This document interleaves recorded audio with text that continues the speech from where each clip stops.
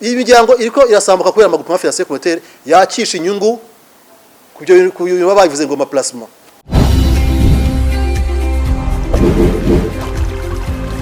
Televiziyo Tanganyika. Televiziyo Tanganyika. Ngozi ko zasambuka gose je nani turazi ngaha ingozi bantu baze kuzanga bavuga ngo twebwe ngo muhira ngo numuriro. Oui, numuriro bien sûr. Kuko none wowe urafata amafaranga y'umuryango. Uri umugore cyangwa uri umugabo. Ntonavuganye n'uwo mwubakanye. Ngugiye gutungisha umuryango vuba vuba ngujanye muri groupement.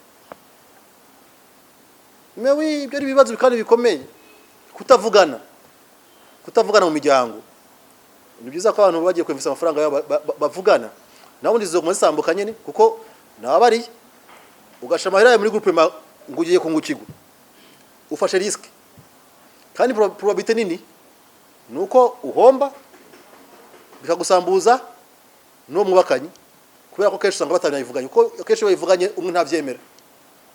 Yego ntavyemera. Hajya ninde rero turashimira ninde cyane ko ngene itwigishiriza abanyagihugu ngire bakoresha amafaranga yabo ikabereka ko izo risk ariko barafata zisambura imiryango kuko sagashishwa rumuri iyi miryango iriko irasambuka kubera amagroupement financier communautaire yakisha inyungu kubyo baba bavuze ngo ma placement kuko byo bintu twababariye ko vraiment byo bintu abari ubunyonyezi bushaka gukorwa nta bindi. Televiziyo Tanganyika. Televiziyo Tanganyika.